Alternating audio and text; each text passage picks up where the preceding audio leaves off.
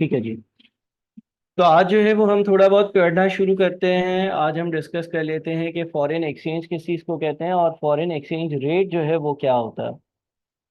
आप लोगों के सिलेबस में एक टॉपिक है जो कि फॉरेन करेंसी से डील करता है। यानी कि हमें, लेट से अगर हम पाकिस्तान में बैठे हैं और हमारी पीकेआर लोकल करेंसी है, तो कभी कभी हमें यूएस डॉलर्स की नीड होती है। कभी कभी यूएस डॉलर्स हमें मिलते हैं और उसको पीकेआर में कन्वर्ट करना होता है। और उसकी क्या वजूहात होती हैं और फॉरेन एक्सचेंज क्या होता है, इस बारे में हम डिस्कशन करते हैं। ये जो हमारा पर्टिकुलरली टॉपिक है, इसका आपके पेपर में सवाल जो है वो आ ही जाता है और एक इम्पॉर्टेंट एरिया है, ना सिर्फ आपके एमएफए के पेपर के लिए बल्कि आपके बीएफडी के पेपर के लिए भी। तो हम डिस्कशन को स्टार्ट करते हैं। कुछ बातें जो आज हमें डिस्कस करनी है, उसमें सबसे पहले है need for foreign exchange. Foreign exchange की क्या ज़रूरत है, स्पॉट रेट्स क्या होते हैं, डायरेक्ट इनडायरेक्ट कोट्स किसको कहते हैं, और बिड एंड ऑफर प्राइस क्या चीज़ होती है। ठीक है जी। ये स्लाइड भी आप लोगों को मिल जाएगी। मैं ज़रा जल्दी से डिस्कस कर लूँ चीज़ें। Need for foreign exchange, foreign exchange की हमें क्या ज़रूरत है। The need for foreign exchange arises from international trade and international investment.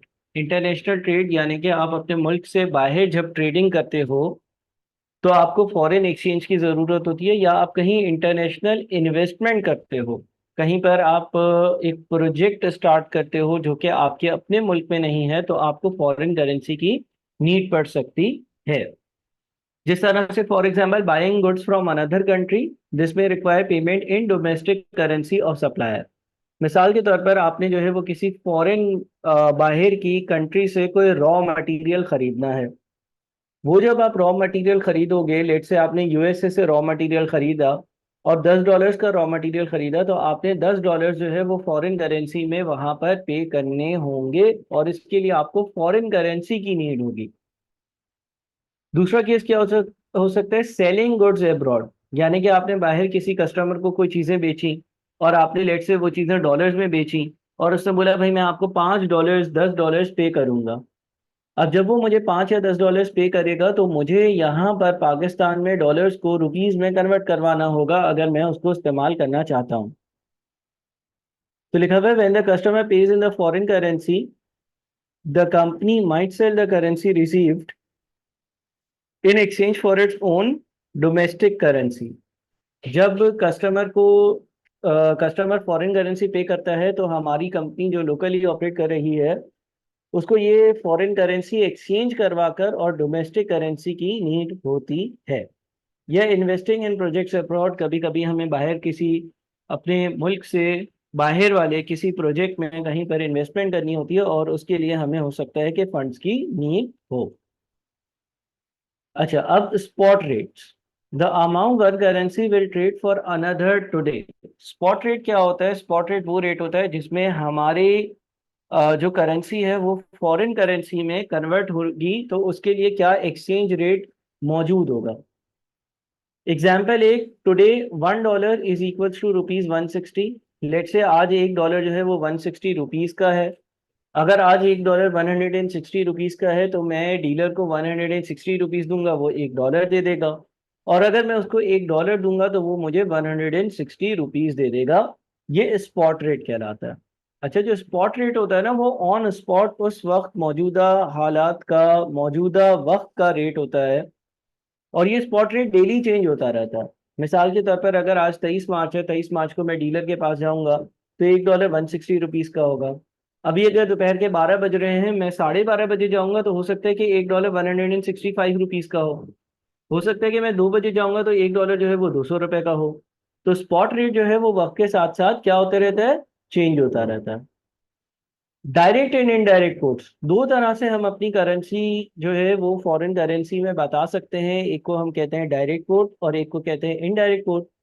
Direct quote is the number of units of the domestic currency that will be exchange for 1 unit of a foreign currency. Direct quote में ये बताया जाता है कि आपकी जो domestic currency है, आपकी जो डोमेस्टिक करेंसी है, फॉरेन करेंसी के 1 यूनिट में उसके कितनी चीजें आ जाती हैं। मिसाल के तौर पर देखें, लेट से आप पाकिस्तान में, लेट से आप पाकिस्तान में पाकिस्तान में आप एक डीलर के पास गए और उसने बोला कि भाई ₹160 इज इक्वल्स टू $1। ठीक है जी। और दूसरी चीज उसने जो आपको बोली वो ये बोल दी कि ₹1 इज इक्वल्स टू $0.00625। दो बातें उसने बोली। ठीक है।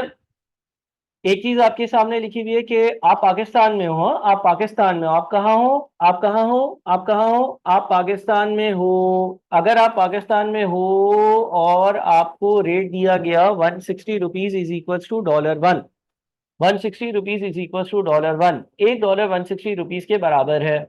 या आपको रेट दिया गया ₹1 is equals to $0.00625। ₹1 is equals to $0.00625, यानी कि ₹1 $0.00625 के बराबर है। अब अगर आप ये दोनों चीजें देखते हो, अगर आप ये दोनों चीजें देखते हो तो मुझे बताओ डायरेक्ट कोट कौन सा है? क्या पहला वाला डायरेक्ट कोट है या क्या दूसरा वाला डायरेक्ट कोट है? लिखते हैं direct quote is the number of units of the domestic currency, number of units of the domestic currency that will be exchange for 1 unit of a foreign currency, that will be exchange for a 1 unit of a foreign currency. वो ये कहता है कि direct quote का मतलब ये है कि डोमेस्टिक करेंसी के, यानी कि होम कंट्री की करेंसी के, यानी कि लोकल करेंसी जो है, जिस तरह से मैं पाकिस्तान में हूं तो पाकिस्तान की लोकल करेंसी क्या है? पाकिस्तान की लोकल करेंसी है रुपीस। वो बोलता है कि डायरेक्ट कोट का मतलब ये होता है कि आपकी मौजूदा डोमेस्टिक लोकल जो करेंसी है उसके कितने यूनिट्स आएंगे for 1 unit of a foreign currency, foreign currency के एक यूनिट में आपकी लोकल करेंसी के कितने यूनिट्स होंगे। तो अगर मैं इन दोनों की बात करूंगा और अगर मैं पाकिस्तान में हूं, अगर मैं पाकिस्तान में हूं तो मेरी लोकल करेंसी रुपीस है और $1 में ₹160 आते हैं, ये डायरेक्ट कोट होगा बेटा, ये डायरेक्ट कोट होगा। ठीक है। ये आपका डायरेक्ट कोट होगा कि $1 में ₹160 आते हैं। ये डायरेक्ट कोट इसलिए होगा क्योंकि एक यूनिट जो फॉरेन करेंसी का है उसमें लोकल करेंसी के कितने यूनिट्स आ रहे हैं ये बताया जा रहा है। अच्छा, अगर बिल फर्स्ट मैं पाकिस्तान में नहीं होता, मैं यूएसए में होता, मैं यूएसए में होता, अगर मैं यूएसए में होता, अगर मैं यूएसए में होता तो मेरे लिए पाकिस्तानी रुपीस एक फॉरेन करेंसी हो जाती और डॉलर्स एक लोकल करेंसी हो जाती। अगर मैं यूएसए में होता तो डायरेक्ट कोड क्या होता? अगर मैं यूएसए में बैठा हुआ होता तो डायरेक्ट कोड क्या होता? अगर मैं यूएसए में बैठा हुआ होता ना तो मेरा जो डायरेक्ट कोट है ना वो सेकंड वाला हो जाता। डायरेक्ट कोट में होता क्या है कि फॉरेन करेंसी के एक यूनिट में आपकी करेंसी के कितने यूनिट्स हैं। तो अगर मैं यूएसए में बैठा हुआ होता, यूएसए में लोकली वहां पर मेरे ऑपरेशंस होते, कंपनी होती, तो मैं ये कहता कि एक यूनिट फॉरेन करेंसी का जो कि ₹1 है उसमें मेरी लोकल करेंसी के $0.00625 आते हैं। तो इस तरह से ये डायरेक्ट कोट होता है। एग्जाम्पल भी दी हुई है, ₹160 पर $1 इन पाकिस्तान, ये डायरेक्ट कोट है।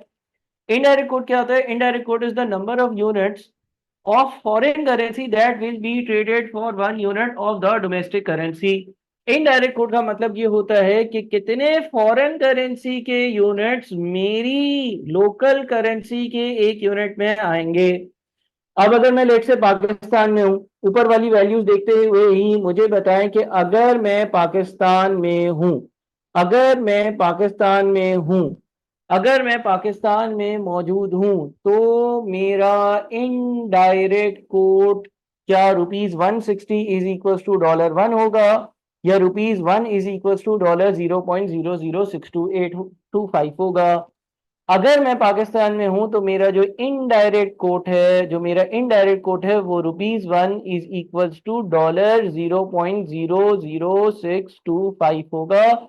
इनडायरेक्ट कोट का मतलब यह है कि आपकी लोकल करेंसी में फॉरेन करेंसी के कितने यूनिट्स हैं। तो मेरी जो लोकल करेंसी है जो कि रुपीज है, ₹1 में $0.00625 हैं। तो इस तरह से आपने सवाल में देखना होगा कि आपको डायरेक्ट कोड दिया हुआ है या इनडायरेक्ट कोड। जिस तरह से यहाँ पर एग्जांपल दी हुई है कि अगर कोई यूएसए में है तो उसके लिए ₹160 पर $1, ये जो है वो एक इनडायरेक्ट कोड है। यहाँ पर इनडायरेक्ट कोड की क्या डेफिनेशन है? Indirect code is the number of units of foreign currency that will be traded for 1 unit of the domestic currency। अगर मैं यूएसए में बैठा हुआ हूं तो मेरी जो डोमेस्टिक या लोकल करेंसी है वो डॉलर्स है, और एक डॉलर में कितने रुपीस आते हैं, एक डॉलर में कितने रुपीस आते हैं, एक डॉलर में कितने रुपीस आते हैं, वो 160 आते हैं, यानी कि जो फॉरवर्ड फॉरेन करेंसी है वो 160 आती है। क्या ये बात क्लियर है? क्या ये बात क्लियर है?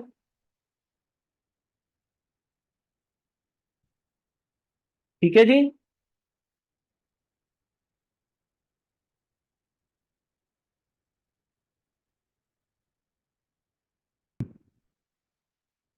अच्छा जी।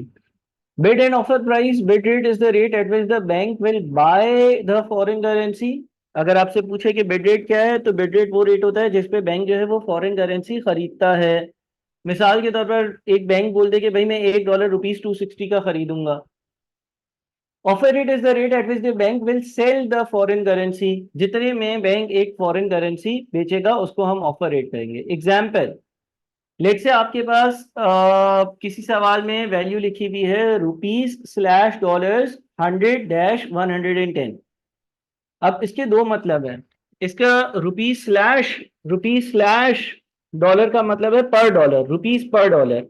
तो इसके दो मतलब है, रुपीज 100 पर डॉलर, और दूसरा मतलब क्या है, रुपीज 110 पर डॉलर।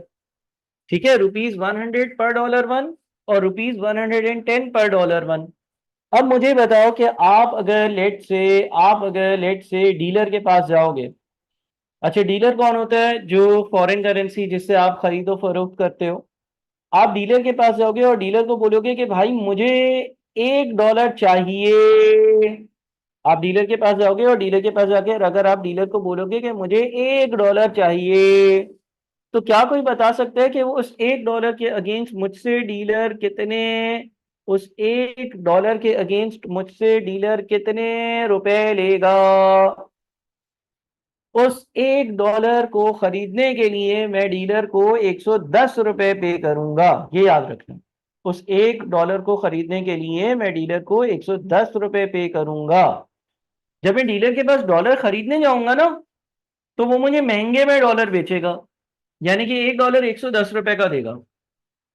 ठीक है, जब मैं डीलर को बोलूंगा भाई मुझे $1 चाहिए, मुझे $1 चाहिए, तो डीलर क्या बोलेगा? डीलर बोलेगा कि भाई $1 जो है वो $110 का है।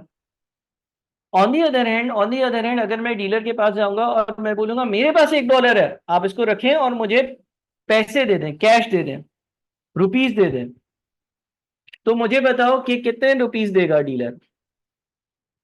मुझे बताओ रुपीस कितने देगा? 100 देगा। ठीक है, देखिए, जब मैं $1 लेकर जाऊंगा तो वो मुझे $100 देगा। जब मैं $1 लेकर जाऊंगा ना, तो वो मुझे $100 देगा। ठीक है। लेकिन अगर मैं उसके पास जाऊंगा और मैं उसको जाकर जो है वो बोलूंगा कि भाई मुझे डॉलर चाहिए, तो वो $110 मुझसे लेगा। इसी तरह से डीलर जो है वो काम आते हैं। अच्छा, आप मुझे बताएं, अगर 20,000 की पेमेंट करनी है, $20,000 की पेमेंट करने के लिए मुझे कितने पैसे डीलर को देने पड़ेंगे? अच्छा, मुझे पेमेंट करनी है, सुनिएगा जरा गौर से। मुझे पेमेंट करनी है, मुझे क्या करनी है? मुझे पेमेंट करनी है। पेमेंट करनी है का क्या मतलब है? लेट से ये पाकिस्तान है, लेट से ये यूएसए है। यूएसए से मैंने मंगवा लिया रॉ मटेरियल, रॉ मटेरियल मंगवाया, तो अब मुझे यूएसए वाली कंपनी को $20,000 पे करने हैं। $20,000 पे करने के लिए मैं किसके पास जाऊंगा? डीलर के पास जाऊंगा। डीलर के पास क्या बोलूंगा? डीलर के पास क्या बोलूंगा? डीलर को बोलूंगा मुझे $20,000 दो दो दो दो, ताकि तुम दोगे तो मैं आगे पेमेंट करूंगा। बात समझ में आ गई? देखो, मैं एक पाकिस्तान बेस्ड कंपनी हूँ, मैंने यूएसए से रॉ मटेरियल खरीदा, यूएसए वाली कंपनी को मैंने $20,000 पे करने हैं। इसको $20,000 पे करने के लिए, यूएसए वाली कंपनी को $20,000 पे करने के लिए मैं एक डीलर के पास जाऊंगा और डीलर को ये बोलूंगा कि मुझे $20,000 की जरूरत है। तो डीलर जो है ना, डीलर डीलर जो है वो क्या कर रहा होगा? फॉरेन करेंसी मुझे बेच रहा होगा या खरीद रहा होगा? डीलर जो है वो फॉरेन करेंसी मुझे बेच रहा होगा या मुझसे फॉरेन करेंसी खरीद रहा होगा? डीलर मुझे फॉरेन करेंसी बेच रहा होगा। डीलर मुझे फॉरेन करेंसी बेच रहा होगा, मैं फॉरेन करेंसी उससे खरीद रहा हूँ जिससे मैं आगे पेमेंट करूंगा, तो 110 का रेट अप्लाई होगा। और 20,000 को अगर हम 110 से मल्टीप्लाई करते हैं तो 2.2 मिलियन मुझे पे करने होंगे। क्या ये बात समझ आती है? क्या ये बात समझ में आती है? ठीक है जी। क्या ये बात क्लियर है? सही है।